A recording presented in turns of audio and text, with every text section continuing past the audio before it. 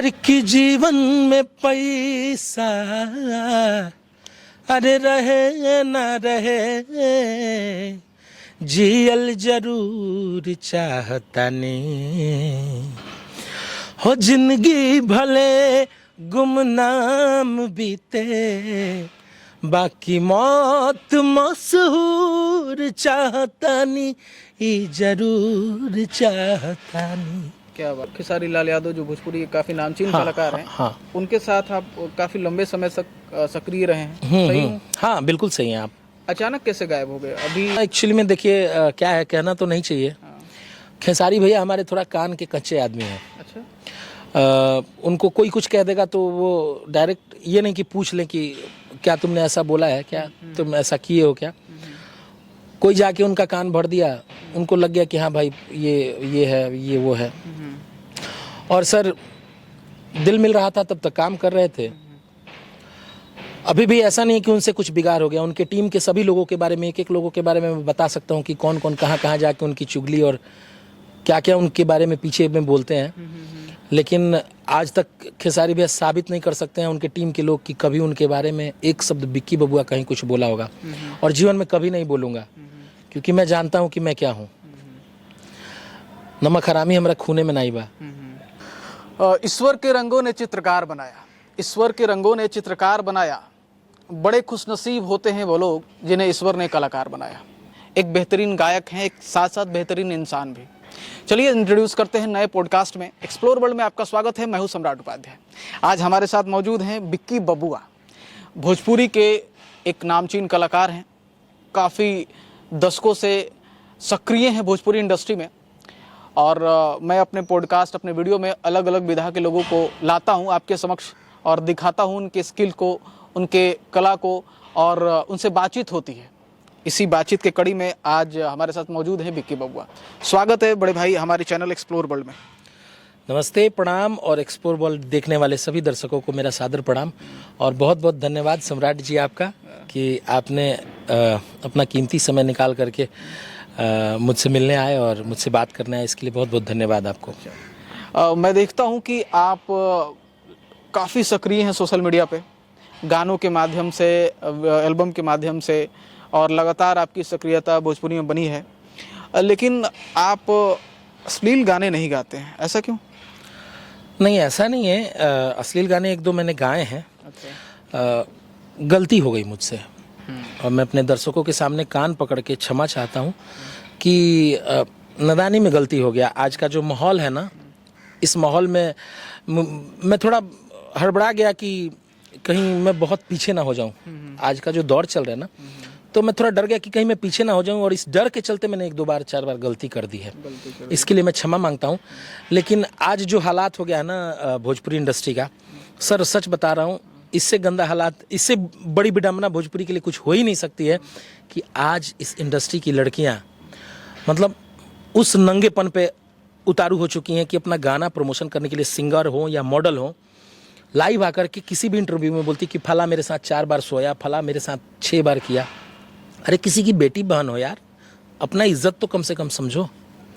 तो ये जो गंदगी फैला है ना, ये 2010 से फैला है। 2010 के पहले भोजपुरी में इतनी गंदगी नहीं थी।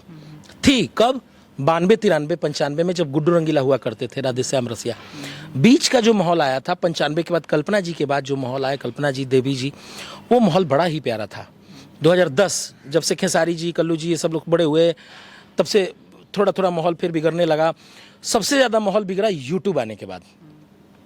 आज रातों रात लोगों को स्टार बनना है सर। किसी को स्ट्रगल नहीं करना है, किसी को मेहनत नहीं करना है, किसी को अपने काम पे फोकस नहीं करना है।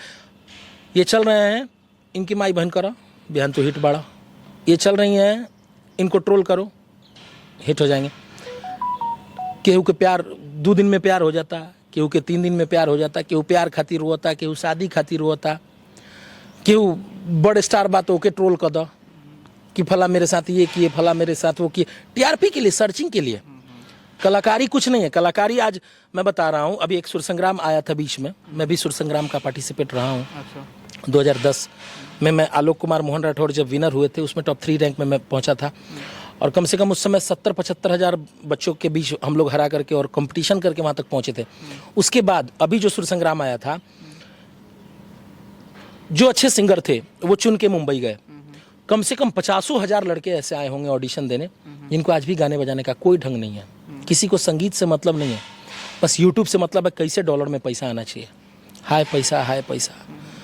तो इस रेस में सर मैं दूध का धुला नहीं हूँ, मुझसे गलती तो हुआ है, 2-4 गाने मैंने गलत गाए, लेकिन अब मैं जीवन में कभी भी गंदा गाना नहीं गाऊंगा। मेरी यही कोशिश है कि बबुआ इज़ अ ब्रांड यार। देखिए, मैंने पहले ही कहा था ना कि आज मैं जिस शख्सियत से मिलवा रहा हूँ दिल के काफ़ी अच्छे हैं और एक अच्छे कलाकार हैं, इसलिए मैंने पहले ही पूछा कि आप अश्लीलता नहीं गा रहे हैं क्या, तो इन्होंने कहा कि माफ़ कीजिएगा, मैंने 2-3 गाए हैं, पहले ही एक्सेप्ट कर लिया। और दूसरा रहता कोई तो सबसे पहले ये करता कि मेरा 100 मिलियन गया है, व्यू पहले गिनवाता है। चलिए अब इनके बारे में जानते हैं, इनके जर्नी के बारे में जानते हैं कि इन्होंने कितना वर्ष स्ट्रगल किया, क्या कुछ किया, इनके हिट गाने क्या थे। बहुत सारे सवाल जवाब होंगे। तैयार हैं? हाँ बिल्कुल तैयार हूँ। कुछ आपके जो हिट गाने हैं उसके कुछ लिरिक्स। हाँ मैं वो तो आपको सुनाऊंगा। अभी आपने एक बहुत अच्छी बात कही कि दूसरे कोई होते तो अपना मिलियन गिनवाते, ये गिनवाते। मेरा मानना ये है ना कि आप व्यूज़ के लिए काम मत करो, आप कंटेंट के लिए काम करो। ऐसा काम करो जिससे आपको सुकून मिले। अच्छा मान लीजिए सम्राट जी, जैसे कि आप मेरा इंटरव्यू ले रहे हैं और इस इंटरव्यू के दौरान हमारी कुछ ऐसी बातें हों जो हम अपनी फैमिली के साथ ना देख सकें, तो क्या मज़ा आएगा इस इंटरव्यू का। इंटरव्यू ऐसा होना चाहिए कि हम अपने परिवार के साथ बैठ के देखें। गाना ऐसा होना चाहिए कि हम अपनी फैमिली के साथ सुन सकें। आज ऑटो वगैरह में वो स्थिति है कि महिलाएं बैठती हैं तो ये बोलना पड़ता है, भाई गाना बंद कर दो, भोजपुरी मत बजाओ। इतना बुरा दिन आ गया भोजपुरी का यार। ये सोच के मैं दंग हूँ। रही बात मेरे गाने बजाने की सर, तो मेरा स्ट्रगल बड़ा लंबा चौड़ा है। 2005 से 6 से मैं इस इंडस्ट्री में हूँ और सुर संग्राम से आने के बाद मेरा सबसे पहला जो गाना बजा था वो छेद छेद समयाना का राधा।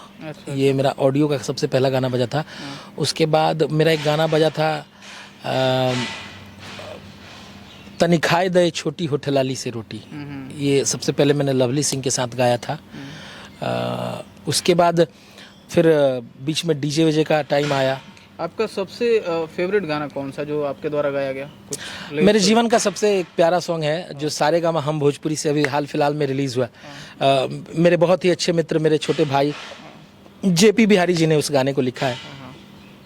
गाने का बोल है, हर की जीवन में पैसा अरे रहे ना रहे, जियल जरूर चाहता ने, हो जिंदगी भले गुमनाम बीते, बाकी मौत मशहूर चाहता नी, जरूर चाहता नी। क्या बात है। बहुत सारा प्यार मिला इस गाने को। और अभी हाल फिलहाल 2022 में एक मेरा बहुत बड़ा गाना हिट हुआ, अरे कि भैलू कबे तना से आन हो, शादी तय हो खे लगल जान हो। एक और बहुत बड़ा गाना चला है, आपने सुना होगा, रील पे वायरल था अभी, कि प्यार कैले मानी ऐसन काम ना करे, अरानी तोहर नाम बदनाम ना करे। तो ये सारे गाने जो साफ सुथरे गाने हैं ये मेरे अच्छे चले हैं। हाँ। कितने वर्षों का सफ़र रहा अभी तक, और अभी भी सफ़र कहाँ तक पहुँचा है ये बताएं। सबसे पहले शुरुआत 2005 से हुई, बीच में आपने इतने सारे काम किए, तो किन किन लोगों के लिए काम किया, क्या कुछ रहा, इसके बारे में थोड़ी चर्चा की जाए। कैसा रहा संघर्ष? 2006 में जब शुरुआत हुआ था तो बहुत कठिन समय था। उस समय फैमिली में भी कुछ खास सपोर्ट नहीं मिला था, क्योंकि फैमिली के लोग ये नहीं चाहते थे कि मैं ये सब करूं, तो थोड़ा स्ट्रगल करना पड़ा मुझे। फिर बाद में पापा को लगा, मम्मी को लगा कि नहीं ये यही करेगा, तो फिर धीरे धीरे फैमिली का भी सपोर्ट मिला। स्ट्रगल तो सर देखिए, जहाँ तक बात है क्या मिला क्या नहीं मिला, तो सर मुझे अभी एक शून्य की भी प्राप्ति नहीं हुई है। ये संगीत जो है ना, ये अथाह महासागर है। मैं तो बहुत छोटा मोटा प्यादा हूँ, अभी कुछ भी प्राप्त नहीं हुआ है। बस यह है कि 18 साल का स्ट्रगल है। इस 18 साल में बहुत कुछ सीखा मैंने, बहुत अच्छे लोगों के साथ संगत किया, सुर संग्राम फेस किया, उसमें बड़े बड़े गुणी लोगों के साथ बैठने उठने का मौका मिला। कल्पना दीदी, स्वर्गीय रविंद्र जैन साहब, मनोज तिवारी जी, मालिनी दीदी, बहुत अच्छे अच्छे लोगों के साथ उठना बैठना हुआ। ये मिला। कहाँ से हैं आप? इसके बारे में चर्चा नहीं हुई इस वीडियो में। मैं एक्चुअली में छपरा जिला का रहने वाला हूँ। छपरा जी। छपरा जिला में एक मसरक है, मसरक। मसरक में एक छोटा सा गांव है पचखंडा। अच्छा। पचखंडा गांव का रहने वाला हूँ और मेरे पिताजी का नाम श्री विनोद बिहारी सिंह है और हमारा प्रखंड अनुमंडल जिसको बोलते हैं मढ़ौड़ा है। तो यही है मेरी पहचान। अच्छा, आप आपके प्रोफाइल में देख रहा था क्योंकि मैं देसी पॉडकास्ट ज़्यादा करना पसंद करता हूँ, तो उसमें ये था कि आप एंकर भी करते हैं, कोशिश, हाँ, स्टेज एंकरिंग करते हैं। हाँ, मैंने कोशिश किया है। और आप खेसारी लाल यादव जो भोजपुरी के काफ़ी नामचीन कलाकार हैं, हाँ, उनके साथ आप काफ़ी लंबे समय तक सक्रिय रहे हैं। सही हूँ? हाँ, बिल्कुल सही हैं आप। अचानक कैसे गायब हो गए? अभी उनकी टीम और वो लोग में आप शिरकत नहीं रखते हैं? हाँ, एक्चुअली में देखिए क्या है, कहना तो नहीं चाहिए। खेसारी भैया हमारे थोड़ा कान के कच्चे आदमी हैं। अच्छा। उनको कोई कुछ कह देगा तो वो डायरेक्ट ये नहीं कि पूछ लें कि क्या तुमने ऐसा बोला है, क्या तुम ऐसा किए हो क्या। कोई जाके उनका कान भर दिया, उनको लग गया कि हाँ भाई ये है, ये वो है। और सर दिल मिल रहा था तब तक काम कर रहे थे। अभी भी ऐसा नहीं कि उनसे कुछ बिगाड़ हो गया। उनके टीम के सभी लोगों के बारे में, एक एक लोगों के बारे में मैं बता सकता हूँ कि कौन कौन कहाँ कहाँ जाके उनकी चुगली और क्या क्या उनके बारे में पीछे में बोलते हैं। लेकिन आज तक खेसारी भैया साबित नहीं कर सकते हैं उनके टीम के लोग कि कभी उनके बारे में एक शब्द बिक्की बबुआ कहीं कुछ बोला होगा। और जीवन में कभी नहीं बोलूँगा क्योंकि मैं जानता हूँ कि मैं क्या हूँ। नमक हरामी हमारा खूने में नहीं बा। वो जब साथ में था तो था, आज नहीं हूँ तो ऐसा नहीं है कि आपसे दूर हूँ। आज भी, आज आपके अच्छे वक्त हैं तो आपसे दूर हूँ। भगवान ना करे कभी आपका बुरा वक्त आए। जिस दिन आपका बुरा वक्त आएगा सबसे पहले भाई खड़ा रही, कालो रहनी आजू बानी या कोई राम। नेपाल एक कार्यक्रम हो रहा था, शायद मैं वहाँ मर जाता, मेरी मौत हो जाती। लाखों की भीड़ थी और वहाँ पे 4-4 स्कॉर्पियो फूंक दिया गया। उस कार्यक्रम में आप थे? उस कार्यक्रम में मंच पे मैं ही था। अच्छा। लगातार जब पत्थर चल रहा था तो मंच पे मैं था, माही मनीषा थी। अच्छा, तो क्या पूरे म्यूजिशियन थे। क्या हुआ था ऐसा वारदात उसमें? हुआ ये था कि जो वो कमेटी थे जो कार्यक्रम बुक किए थे, वो लोग टिकट शो था, तो उन्होंने प्रशासन से बिना परमिशन लिए ही ये काम कर दिया था। अच्छा। प्रशासन एक्टिव हो गई कि जब मैंने परमिशन नहीं दिया तो ये प्रोग्राम नहीं करेंगे। और वहाँ लाखों पब्लिक पैसा दे करके टिकट खरीदी थी। तो खेसारी जी को वो लोग होटल में ही पैक कर लिए। प्रशासन बोले आपको मैं जाने नहीं दूंगा। पब्लिक उग्र हो गई तो वहाँ पत्थर चलने लगा, आग लगने लगा, बड़ा मेला था, बहुत हुड़दंग। भाई साहब साक्षात मौत को सामने से देखा मैंने कि ये मौत आ रही है, आज ना आदमी बची। इसी पर गाना लिख दिए क्या कि मौत मशहूर वाली जो लाइन है? ये तो मैं क्या बोलूँ, ये मेरे जेपी भाई का थॉट था। अच्छा। जेपी बिहारी भाई जब मुझसे मिले, मेरी कहानी जाने, मुझे समझे, उन्होंने बोला मैं आपके लिए कुछ लिख रहा हूँ। क्या इस कहानी का उस गाने के साथ कुछ जुड़ाव है क्या? नहीं, इस कहानी का उससे कुछ कोई लेना देना नहीं है, लेकिन मेरे जीवन से बहुत लेना देना है कि जीवन में पैसा, हमरा करोड़ों अरबों के ख्वाब नहीं खे, हमरा ना चाहिए ढेर पैसा। जीवन में पैसा रहे ना रहे, जियल जरूर चाहत नहीं। क्या बात है। जिंदगी भले गुमनाम बीते, लेकिन जिस दिन मरी तो पूरा जवार जाने की हाँ भाई। अच्छा। किसी ने, कोई था अच्छा काम करता था, आज चला गया, तो वही मौत मशहूर चाहत नहीं। वो इस टाइप का थॉट है मेरा। एक कलाकार के तौर पर लाइफ तो काफ़ी डिफिकल्ट होती है। अरे सम्राट जी रुकिए, मैं आपकी बातों को यहाँ पे 1 मिनट के लिए रोकूंगा। अभी हम वो बात खत्म किए नहीं। मौत सामने से चल के आ रही थी। खेसारी भैया वाले मैटर पे मैं बात कर रहा हूँ। तो उसमें मेरा क्षति भी हुआ और लोगों का भी क्षति हुआ, जिसका स्कॉर्पियो जला, सबको सब कुछ मिला। एक दिन मैंने किसी से कह दिया कि भाई मेरा भी कुछ नुकसान हुआ था, अगर पॉसिबल हो तो आप भैया से कह दीजिएगा। मैंने ऐसा कुछ गलत तो नहीं बोला। कुछ लोगों ने उसमें चटनी मसाला लगा के उनको प्रस्तुत कर दिया।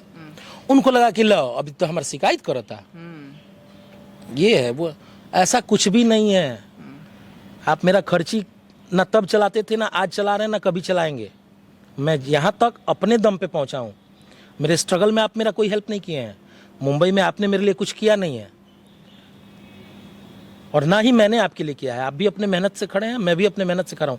लेकिन मैं ये कहूँगा ना भैया कि अगर मेरे से कोई बात की प्रॉब्लम हो तो डायरेक्टली आप मुझे फ़ोन करें। कहा हो भी कि तू अंकल, मैं बहुत ईमानदारी से अपनी ज़िंदगी जीता हूँ, जिसके साथ रहता हूँ बड़े ईमानदारी के साथ। आप ही के ग्रुप में आज भी कुछ ऐसे लोग हैं जिनसे मेरा बहुत बेहतर संबंध है। मैं जब भी मुंबई जाता हूँ सोनू पांडे जी को फ़ोन करता हूँ, सोनू पांडे से आज भी मेरा बहुत अच्छा संबंध है। मैं संबंध नहीं खराब करता हूँ, लोगों की बातें ना सुने, छोटा भाई हूँ। और कोई बात बुरी लगी हो तो डायरेक्ट फ़ोन कर लिया कीजिए। कल भी था आपके लिए, आज भी हूँ। और ना कभी कभी निगेटिव आपके बारे में एक शब्द बोला हूँ और ना बोलना पसंद करता हूँ। तो खेसारी भैया से इसी सब बात को लेकर के थोड़ा सा दूरी हुआ। और मेरा भी सर ऑफिशियल चलने लगा था, मेरा काम चलने लगा था, तो मेरे पास टाइम नहीं है कि मैं अब जाके कर पाऊँ। आज भी अगर वो मुझे खोजेंगे तो मैं उनके लिए काम करने के लिए एक्टिव हूँ, लेकिन अभी फ़िलहाल मैं अपने काम में बहुत बिजी हूँ, तो थोड़ा सा वो अभी के है। दौर में आप क्या क्या कर रहे हैं? अभी सर कम से कम सर मान के चलिए कि साल के 50 गाने हैं मेरे पास। बड़े बड़े कंपनियों का बहुत सारा ऑर्डर है मेरे पास। Saregama, T Series, JMF Jamshedpur music factory, icon Bhojpuri, Vicky Babua official, Mars melody, बहुत सारे कंपनियों का काम उठा रखा हूँ, तो सबका काम मुझे करना है। उसके बाद अभी मैं मुंबई गया था, एक फ़िल्म मेरा बहुत बड़ा फिल्म फाइनल हुआ है, उसमें मैं कैरेक्टर कर रहा हूँ, उसमें पवन भैया हीरो हैं। क्या बात? और उस फिल्म का टाइटल मैं अनाउंस नहीं करूंगा, लेकिन ये मैं ज़रूर बता दूंगा कि Jamshedpur music factory production house उसको बना रही है। क्या बात है। विक्की बबुआ को मतलब सिंगिंग के अलावा एक्टिंग में भी रुचि है ना? जी सर, मैंने किया है खेसारी भैया के साथ, मैंने लिट्टी चोखा फिल्म किया है, आशिकी किया है उनके साथ मैं फिल्म ही कर रहा था। अच्छा। लोगों ने ऐसा कान भरा मेरे प्रति, उनको ऐसा निगेटिव किया कि मेरे और उनके बीच में थोड़ा सा दरार आ गया। हाँ वो लग गया। उनको भी लगा कि विक्की ऐसे कर रहा है क्या, विक्की वैसे कर रहा है। ऐसा कुछ भी नहीं है। जो जेरुआ के पियावेला ना, उहे पिछुआ में रुआ के गड़ी आवेला। ये बात याद रखब। अच्छा, ये एक बात और अब जानना चाहूँगा जी। कलाकार जब अपने आप को तैयार करता है, जी। बहुत सारे कलाकार इस इंटरव्यू को देख रहे होंगे जी। और वो अपने शुरुआती दौर में भी होंगे, हो सकता है कि कोई घर से अपना बैग पैक करके निकल ही रहा हो। हाँ। एक कलाकार को संगीत के क्षेत्र में जब आता है, उसकी तैयारी कैसे होनी चाहिए, इस पे बात की जाए थोड़ी बहुत। देखिए, क्या करना चाहिए उसके पहले दौर में, जो पहला 5 साल जो है? सबसे पहले तो एक कलाकार में ना सबसे ज़्यादा पेशेंस की ज़रूरत होनी चाहिए। अच्छा। मतलब सबसे ज़्यादा पेशेंस की ज़रूरत होनी चाहिए। और दूसरा नंबर बात, खुद को इतना काबिल बनाओ कि कामयाबियाँ झक मार के तुम्हारे पीछे आए। नए कलाकार भाइयों के लिए यही कहना चाहूँगा कि आज के कलाकार रियाज नहीं कर रहे हैं, संगीत पे फोकस नहीं कर रहे हैं, सिर्फ मैटर पे फोकस कर रहे हैं कि क्या गंदगी परोस दें कि जल्दी से वायरल हो जाए। जल्दी से वायरल होने के चक्कर में पता है आप, जो संगीत का एक रूह होता है वो कुदरत देती है। लोग अपने बेटा को आईएएस आईपीएस बना सकते हैं, आईआईटी इंजीनियर बना सकते हैं, किसी की औकात नहीं कि अपने बेटा को एक अच्छा गायक बना दें, एक कलाकार बना दें। वो कुदरत देती है। अच्छा, ये कलाकार का जीवन टफ है या यूपीएससी का जीवन टफ है? सर इस दुनिया में सबसे ज़्यादा टफ कलाकार का लाइफ है। क्या बात है। सबसे ज़्यादा कलाकार का लाइफ है। जानते हैं आप सबके लिए सब कुछ अच्छा करेंगे ना, फिर भी जो आपके अपने होंगे वही आपको कोस देते हैं। आप पता है, हम लोग आधा कलाकार की ऐसी स्थिति है ना कि वो बीमारी ग्रस्त हो गए हैं। ना टाइम से खाने का शेड्यूल है, ना टाइम से सोने का शेड्यूल है, ना टाइम से रहने का शेड्यूल है। बहुत स्ट्रेस है सर। गाना नहीं चल रहा है, प्रोग्राम करके 5,000 रुपया लाए, वो भी एल्बम में लगा दिए, एल्बम फ्लॉप कर गया, डूब गया, यूट्यूब पे 1 रुपये की रिकवरी नहीं है, फिर वो स्ट्रेस में आ जाते हैं, फिर वो प्रोग्राम खोजते हैं। और कुछ सवाल है मेरे। विक्की बबुआ का संघर्ष तो काफ़ी लंबा रहा होगा जी। उस दौर में आपने अच्छे दिन भी देखे, बिल्कुल, और बुरे दिन भी देखे होंगे। बिल्कुल। सबसे टफ जो फेज रहा वो कब रहा था कि यार अचानक ये कैसे हो गया? जब एक दौर होता है कि मैं बहुत अच्छा कर रहा होता हूँ, सब तरह से तारीफ मिल रही है, एक दौर है कि अच्छा कर रहा हूँ लेकिन अचानक ये समय कैसे आ गया? वो कौन सा दौर था, ये क्या हुआ था वैसा? सर वो समय आया था मेरी लाइफ में, सब अच्छा चल रहा था। 2013 से लेकर के 2016 वो बहुत लाइफ का टफ समय रहा। और फिर इधर पिछले 2 साल से, लॉकडाउन के बाद से, ये समय बड़ा टफ रहा, बहुत मुश्किल रहा। क्या काम नहीं मिला, या फिर काम सही से नहीं चला, या फिर आर्थिक तंगी रही, या फिर पारिवारिक समस्या रही, क्या रही ऐसी वजह? देखिए, लॉकडाउन के बाद तो हम मुंबई रहते थे पहले, तो बना बनाया सब आसिया था, वहाँ पे सब काम का सिस्टम था। लॉकडाउन में जिनके साथ में काम करता था, बहुत ही, आज वो नहीं है, धनंजय मिश्रा भैया, पर डे 4 गाना 5 गाना मैं प्लेबैक किया करता था फिल्मों में, अच्छी खासी कमाई होती थी। लॉकडाउन के बाद सब टूट गया, आर्थिक तंगी भी वैसा आ गया, काम नहीं था, यूट्यूब जो है, यूट्यूब पे भी सजेशन नहीं आ रहा था, गाना नहीं चल रहा था। मतलब 22 अप्रॉक्स 23 फर्स्ट तक, 22 के लास्ट से स्थिति ठीक हुआ। नहीं तो वो उधर 3 साल बहुत डिस्टर्ब रहा, और इतना डिस्टर्ब रहा कि मैं पेशेंस खो बैठा था कि मुझे कोई दूसरा बिजनेस करना चाहिए या कोई दूसरा काम वाम करना चाहिए। लेकिन फिर मेरे पापा बोले कि तुम अब जब भी शुरुआत करोगे तो जीरो से शुरू करना पड़ेगा, तो यहाँ तक आए हो तो इसको आगे करो, कंटिन्यू रखो। माँ बाप कभी अपने बच्चे को गलत सलाह नहीं देते हैं। पापा की बातें अच्छी लगी, मैंने बोला चलो इसी को करते हैं, अब फिर बैक जाने का कोई मतलब नहीं है। और 2013 का जो समय मैं बता रहा था, उस वक्त मैंने बहुत कुछ खोया। सुर संग्राम से उतरा था तो बहुत कुछ पाया, बहुत कुछ, मतलब जैसे कि बड़े बड़े शोज़, बड़े बड़े कॉन्टेक्ट। 2013 में मेरी छोटी बहन एक्सपायर कर गई, मेरी दादी एक्सपायर कर गई। अजीब अजीब घटना मेरे लाइफ में, ऐसा घटना हुआ कि मैं बिल्कुल टूट ही गया था सर, और हिल गया था। तो 2013 से 16 का जो सफ़र रहा ना, मेरे जीवन का सबसे बुरा वक्त था वो। अब कैसा चल रहा है? अभी बहुत अच्छा चल रहा है, अभी मैं अपने काम से बहुत खुश हूँ। अभी मैं सिर्फ और सिर्फ परेशान हूँ तो ये गंदगी परोसने वाले लोगों से थोड़ा सा परेशान हूँ। एक और सवाल, अब अंत की ओर चलते हैं, क्योंकि दर्शक भी चाहते हैं कि शॉर्ट में देखें और सारी चीज़ें हमें मिल जाए। बिल्कुल। और हमने हर पहलू पे बात की है जी। भोजपुरी में एक होता है कॉपी सिस्टम, ठीक है, जैसे कि आपका कोई गाना रहा, किसी ने दूसरे सिंगर ने उठाकर गा दिया। अभी कुछ ऐसे ही ट्रेंड चल रहा है। एक सिंगर कोई करके, गोलू गोल्ड करके है, उन्होंने गाना गाया माहौल, ठीक है।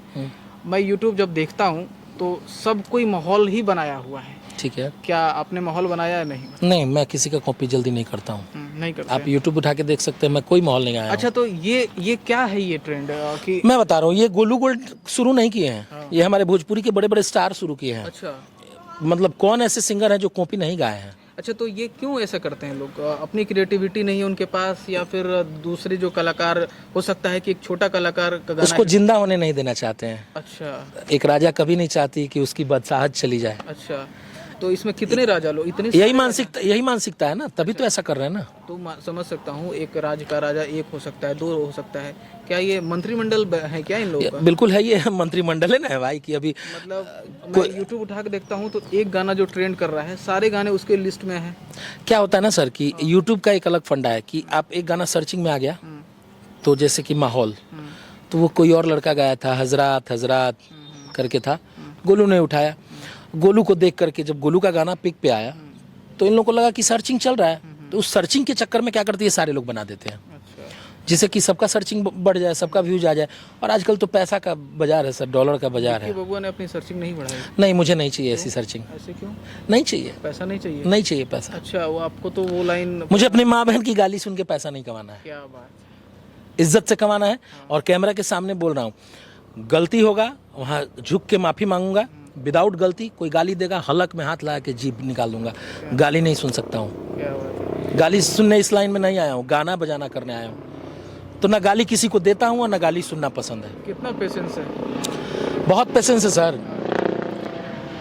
इस इंडस्ट्री में अगर मेरे 2-4 दोस्त हैं ना, तो कम से कम 200 मेरे दुश्मन हैं। अच्छा, अभी एक बहुत अंदर की बात बता रहा हूँ, एक बहुत बड़ी कंपनी है जमशेदपुर म्यूजिक फैक्ट्री, वहाँ से मेरे गाने जब शुरू हुए बनने, तो इस इंडस्ट्री के बड़े बड़े लोगों ने कहा कि क्या सूखे पेड़ में पानी डाल रहे हो, इसका गाना चलेगा, इसका गाना नहीं चलेगा, झूठ मूठ का पैसा इन्वेस्ट कर रहे हो।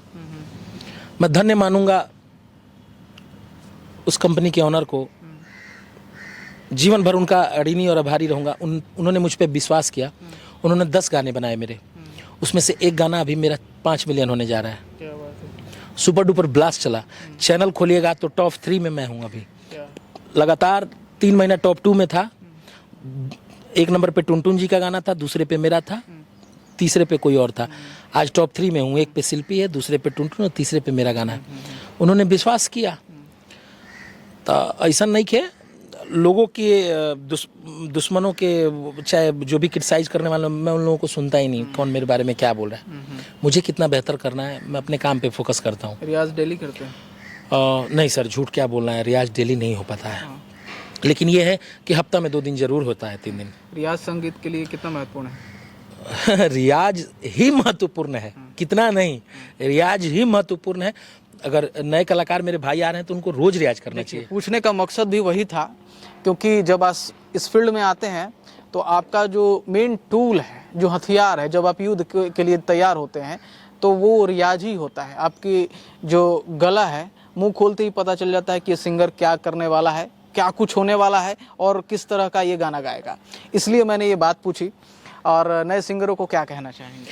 नए सिंगरों को मैं बोलूँगा कि भाई आप लोग न्यू कमर्स आओ, बहुत अच्छे चीज़ लाओ, समाज में अच्छी चीज़ें प्रस्तुत करो और बहुत नाम करो, बहुत आगे बढ़ो। इसमें बहुत स्कोप है, जैसे जैसे आप आगे बढ़ोगे बहुत स्कोप है, बहुत नाम, बहुत पैसा है, लेकिन गंदगी लेके मत चलो।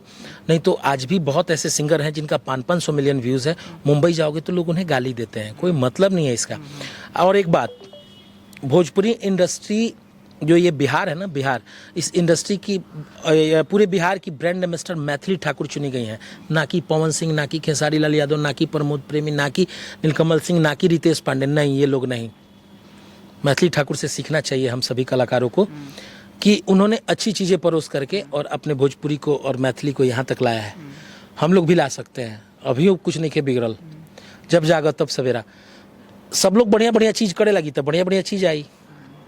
सब लोग अबरा गंदगी जे पड़ोसी तो भाई। अच्छा, एक और सवाल करेंगे, उसके बाद खत्म करते हैं सेशन को। बताइए। भोजपुरी में मैं अक्सर देखता हूँ कि टाइटल का भी काफ़ी इफेक्ट होता है। लोग ये खुद से रखते हैं या कंपनी वाले बोलते हैं कि रख लो, कोई जहरीला है, कोई मतलबी है, कोई नाराजगी है, कोई धड़क है।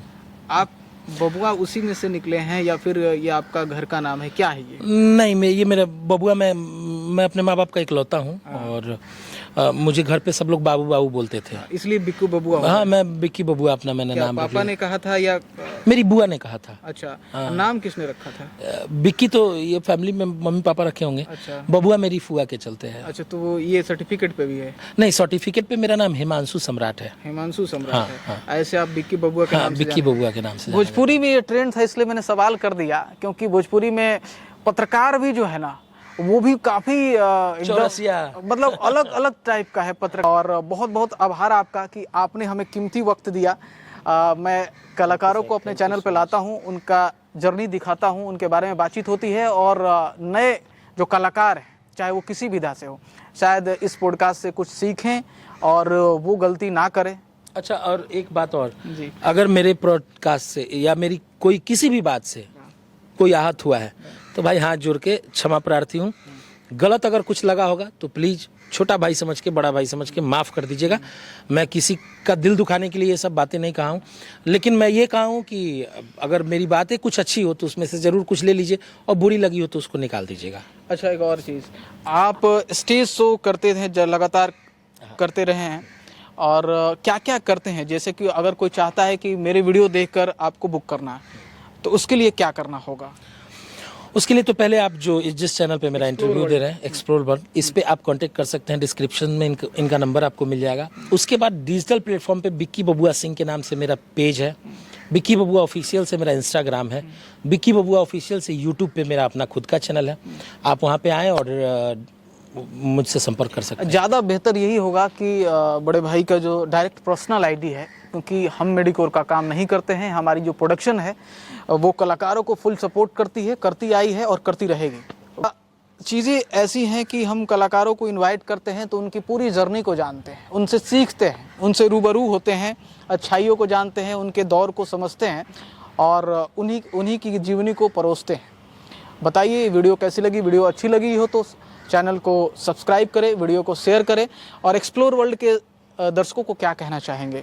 कैसा लगा आपको ये हमारा पॉडकास्ट छोटा सा? बहुत अच्छा लगा। और एक्सप्लोर वर्ल्ड के सभी दर्शकों को नवरात्र की अग्रिम ढेरों सारी शुभकामनाएं, बधाई। और जहां रहिए स्वस्थ रहिए, मस्त रहिए, व्यस्त रहिए, सब लोग खुश रहें अपने जीवन में। और क्या। धन्यवाद।